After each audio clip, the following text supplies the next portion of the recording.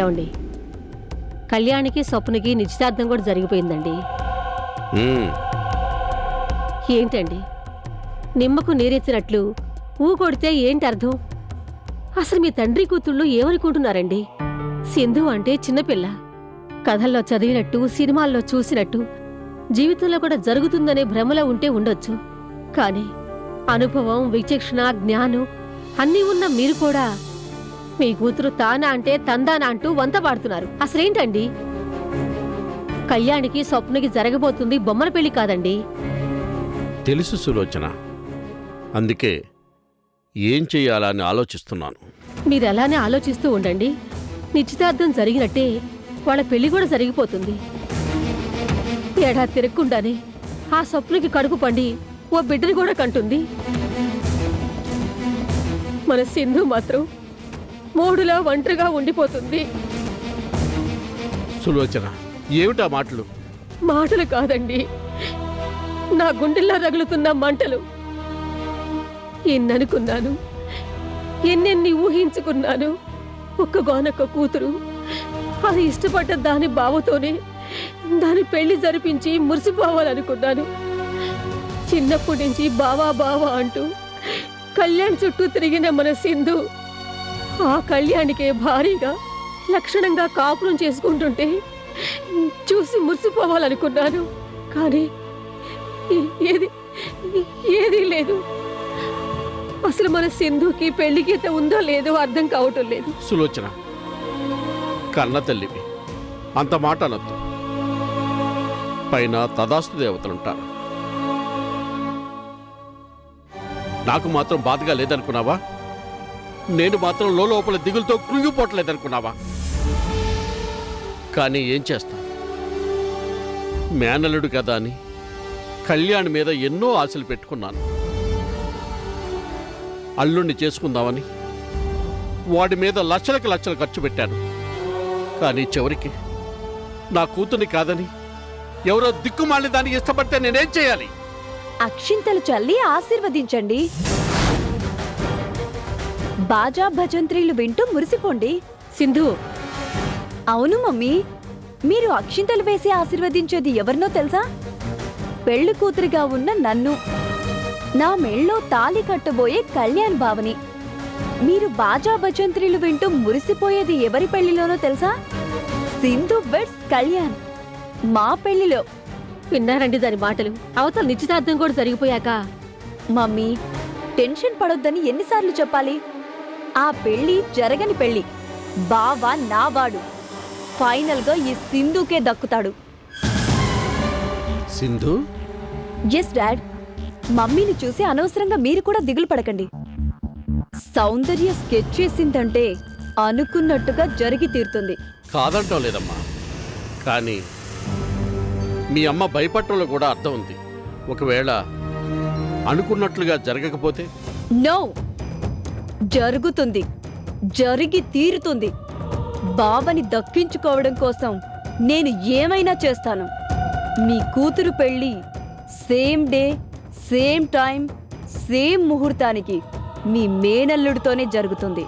So పెళ్లి పనులు మొదలు పెట్టండి. ఇంటికి రంగులు వేయించండి, శుభలేఖల్ని ప్రింట్ చేయించండి, బంధువుల్ని, స్నేహితుల్ని ఆహ్వానించండి. మీ కూతురి కళ్యాణం జరిగేది కళ్యాణ్ బావతోనే. Okay, bye.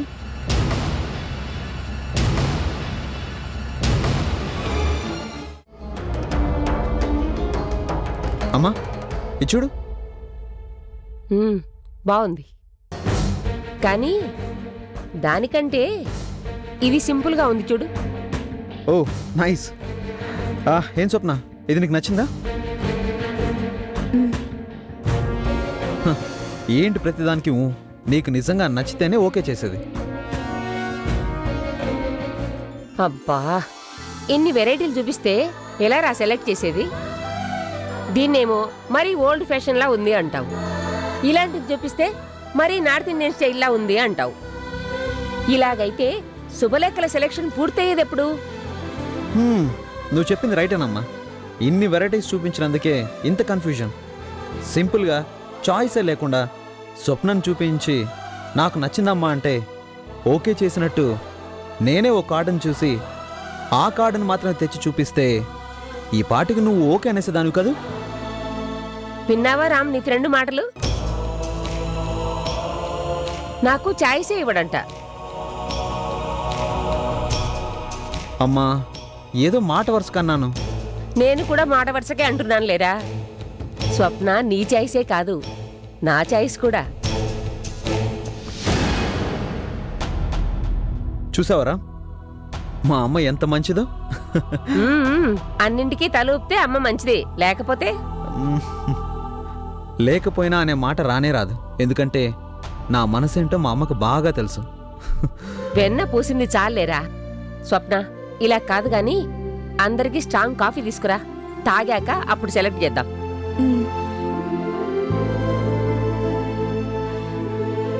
అమ్మా, శుభలేఖలు సెలెక్ట్ చేయడానికి ఇంత టైం పడుతుంది. మరి రేపు స్వప్నకి పెళ్లి పట్టు చీరలు సెలెక్ట్ చేయడానికి ఇంకెంత టైం పడుతుందో? నీకా కంగారే అక్కర్లేదు, ఎందుకంటే పట్టు చీరల సెలెక్షన్కి నిన్ను తీసుకెళ్ళటం లేదు. అమ్మయ్యా, బతికించారు. లేకపోతే అదేదో సినిమాలో చూపించినట్టు మీ చీరల సెలక్షన్ పూర్తయ్యేసరికి నాకింత బారుడు గడ్డం పెరిగేదేమో కదరా?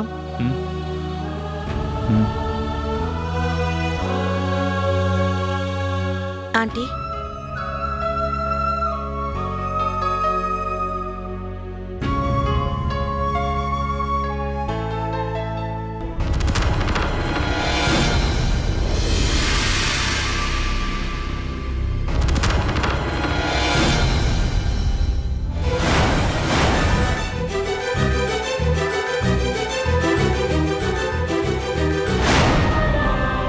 స్వప్న కూర్చోమ్మా.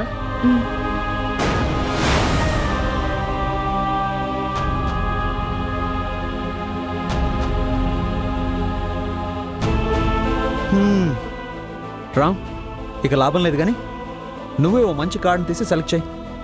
నేనా? నువ్వు ఏది సెలెక్ట్ చేస్తే అది నాకు ఓకే.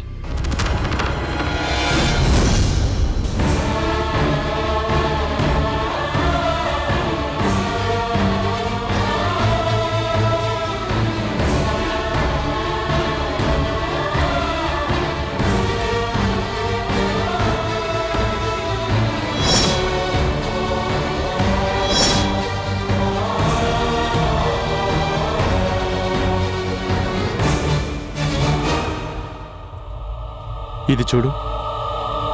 Wow, beautiful. చాలా బాగుంది.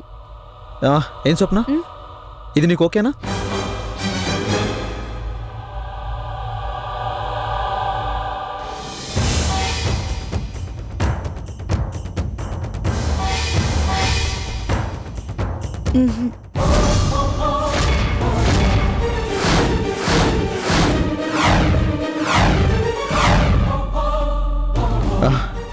ఏం స్వప్న, రామ్ సెలెక్ట్ చేసిన ఈ కార్డు బానే ఉంది కదా? నాకు నచ్చలేదు. ఈ కార్డు తప్ప మీరింకేది సెలెక్ట్ చేసినా నాకు ఓకే.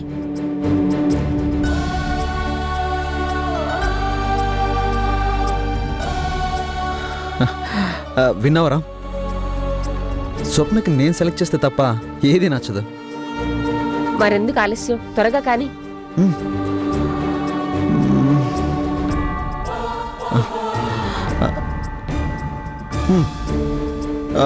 ఇది నాకు ఓకే. నీకు ఓకేనమ్మా? ఓకే. రామ్, నీకు? నీ సెలక్షన్ చాలా బాగుంది. ఇప్పుడేంటి బాబు, నీ ఫ్రెండ్ టేస్ట్ ఏంటో ఎంత చక్కడిదో స్వప్నని సెలెక్ట్ చేసుకున్నప్పుడే తెలిసిపోయింది.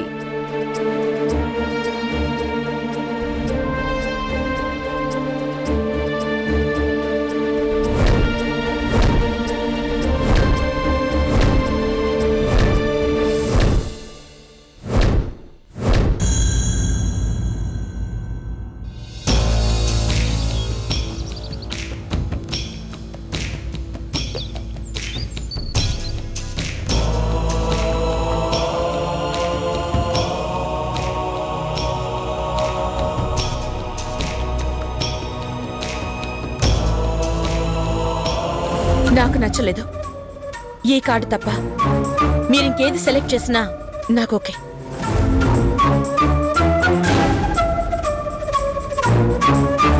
పూజారి గారు, మేమిద్దరం భార్యాభర్తలం కాదు.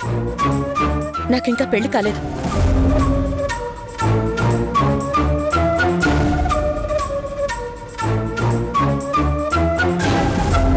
అతిగా మాట్లాడేవాళ్లన్నా, స్నేహం ముసుగులో అతి చనువు చూపించేవాళ్లన్నా నాకు అసహ్యం.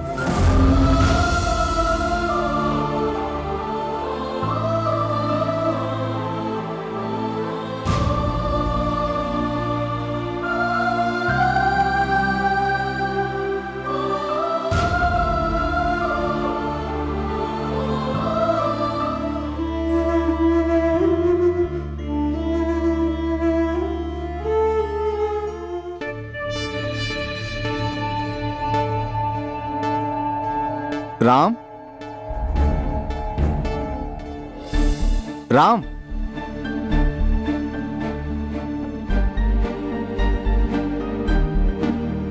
బెనర్జీ, ఏంటి? ఏంటేంటి బాస్, ఫ్యాక్టరీని రీస్టార్ట్ చేసే ప్లాన్ ఎంత దాకా వచ్చిందో తెలుసుకుందామని అంతా కలిసి వచ్చాం. అవును సార్, మనం ఫ్యాక్టరీ తెరిచిన రోజు నుంచి రాత్రింబౌళ్ళు కష్టపడి పనిచేయడానికి నిర్ణయించుకున్నాం. అందుకే మా ఉద్యోగాలకు కూడా రిజైన్ చేసి వచ్చాం. పూజా ఇండస్ట్రీస్ పేరుని గర్వంగా నిలబడేటట్టు చేయడమే ఇప్పుడు మాకున్న ఏకైక లక్ష్యం. రామ్, విన్నావుగా వాళ్ళ మాటలు. ఓపెనింగ్ డేట్ని నువ్వు డిసైడ్ చేయి. మొత్తం ప్లానింగ్, ప్రొడక్షన్ నేను చూసుకుంటాను. చెప్పు, ఎప్పుడు? వద్దు బెనర్జీ, వద్దు. రామ్, ఏమంటున్నావు? నా వల్ల కాదు అంటున్నాను. ఇప్పుడు నేనున్న స్థితిలో బిజినెస్ గురించి ఆలోచించే శక్తిని పూర్తిగా కోల్పోయాను అంటున్నాను. కాన్సన్ట్రేట్ చేయకుండా అడుగు ముందుకేస్తే నాతో పాటు మీరు కూడా అనవసరంగా నష్టపోతారు అంటున్నాను. సార్, మా అందరికీ ధైర్యం చెప్పేవారు మీరేనా ఇలా మాట్లాడుతున్నది?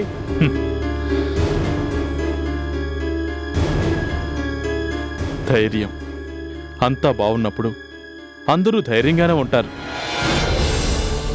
కాళ్ల కింద భూమి కంపించినప్పుడే కలవరం అంటే ఏంటో తెలుస్తుంది.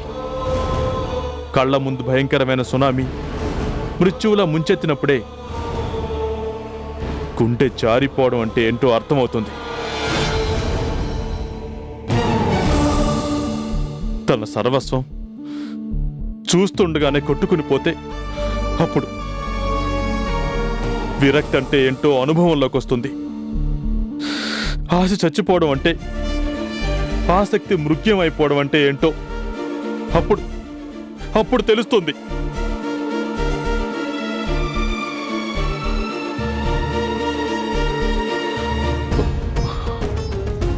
I'm sorry. ఇప్పుడు నా మూడేం బాలేదు. నన్ను వదిలిపెట్టండి. నా కర్మానికి నన్ను వదిలిపెట్టండి. నా కోసం మీ జీవితాలను పాడు చేసుకోవద్దు. రామ్, అవును బెనర్జీ, తెలిసి నిప్పుల్లో ఎవరైనా దూకుతారా? కోరి కోరి చిల్లుపడ్డ పడవలో ఎవరైనా ప్రయాణం చేయాలనుకుంటారా? అంత నిరాశగా మాట్లాడుకు రామ్. మీ వెనక మేమంతా ఉన్నాం. అవును సార్, మీరు ఊ అనండి చాలు. మీరు సాధించాలనుకున్న లక్ష్యాన్ని, గమ్యాన్ని మేము సాధిస్తాం. నేను వద్దంటోంది నాకు మీ మీద నమ్మకం లేక కాదు, నా మీద నాకే నమ్మకం లేక. లక్ష్యాన్ని సాధించాలనే పట్టుదల, గమ్యాన్ని చేరుకోవాలనే ఏకాగ్రత ఇప్పుడు నాలో ఏమాత్రం లేవు. మిమ్మల్ని హర్ట్ చేసుంటే క్షమించండి ప్లీజ్.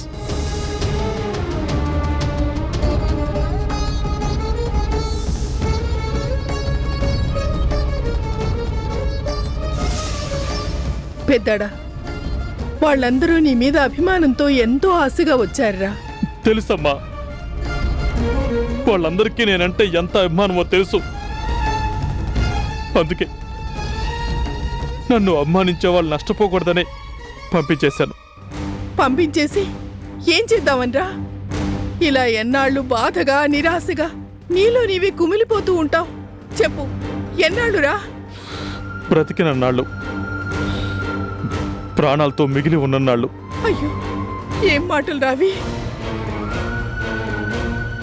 సరే, నీకు దేని మీద ఆసక్తి లేదు, ఒప్పుకుంటాను. కానీ లల్లి భవిష్యత్తు గురించి ఎప్పుడైనా ఆలోచించావా? ఆడపిల్ల చూస్తూ చూస్తూనే పెరిగి పెద్దదవుతుంది. దానికి అచ్చట్లు ముచ్చట్లు చేయాలా? దాన్ని ఓ అయ్య చేతిలో పెట్టాలా?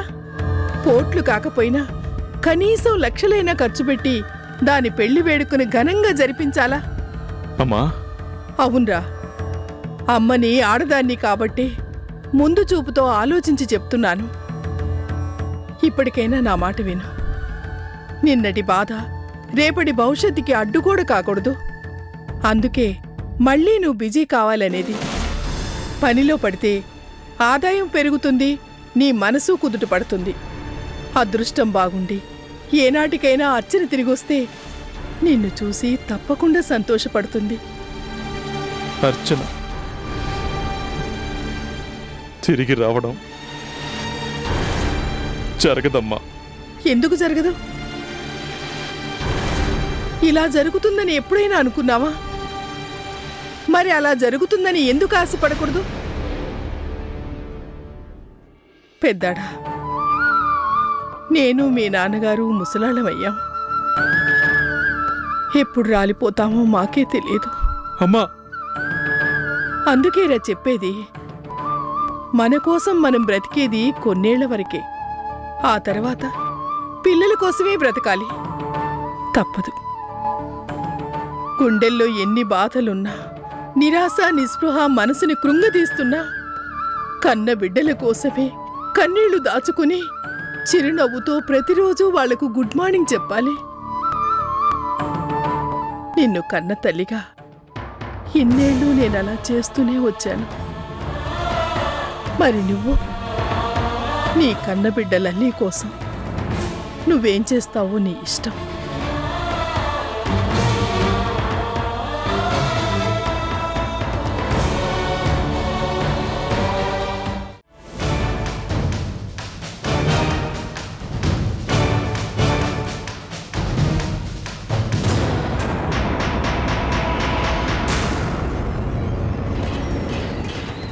బావా,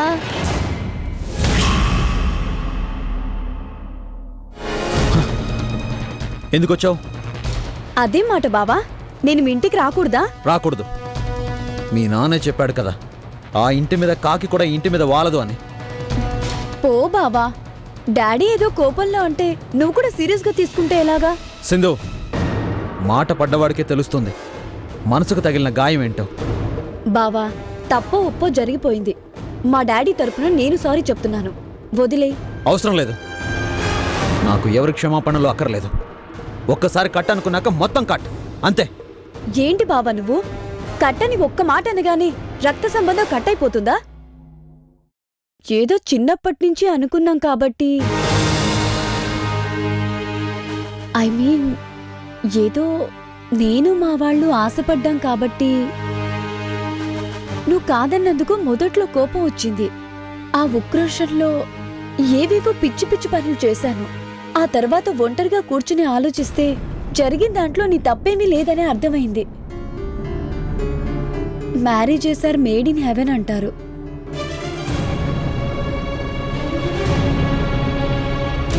స్వప్నకి నీకు పెళ్లి జరగాలని ఆ బ్రహ్మదేవుడు ఎప్పుడు రాసిపెట్టాడు. అందుకే ఇప్పుడు నిశ్చితార్థం కూడా జరిగిపోయింది. నిజానికి ఆ రోజు రావాలని అనుకున్నాను బావా, కానీ ఎందుకో రాలేకపోయాను. అందుకే ఇప్పుడొచ్చాను బావా, నీకు స్వప్నకి నా బెస్ట్ విషెస్ చెప్దామని. Wish you all the best బావా. థ్యాంక్ యూ, చెప్పావు కదా, ఇక బయలుదేరు. కళ్యాణ్,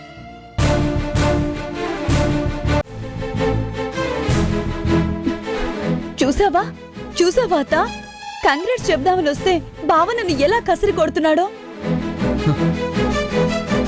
కళ్యాణ్, ఇదివరకు ఏమైనా జరగని, ఇప్పుడు మాత్రం సింధు మారిపోయిందిరా.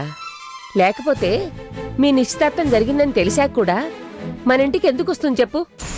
అది అలా అడగత్తా, కట్టట కట్టు. స్వప్నని పెళ్లి చేసుకుంటే మాత్రం తను నాకు బావ కాకుండా పోతాడా, నువ్వు నాకు మేనత్తవి కాకుండా పోతావా? ఏదో ఆశపడ్డాను, రాసిపెట్టి లేదని తెలిసాక నేనే సర్దుకున్నాను. అంత మాత్రానికే ఇంటికే రావద్దన్నట్టు చిరుబురులాడాలా? విన్నావా కళ్యాణ్, నీ మాటలకి సింధు ఎంతగా బాధపడుతుందో? అమ్మా, తేలుకొండలో విషం ఉండదని చెప్పు, నమ్ముతాను. కాటేసే కాలనాగులో కాలకూటం ఉండదు అని చెప్పు, నమ్ముతాను. పంజా విసిరే పెద్ద పులి వేటాడడం మానేసిందని చెప్పు, నమ్ముతాను. కానీ సింధు, ఈ సింధు మారిపోయిందంటే మాత్రం ఈ జన్మలోనే కాదు, జన్మ జన్మలకి నమ్మను. నెవర్.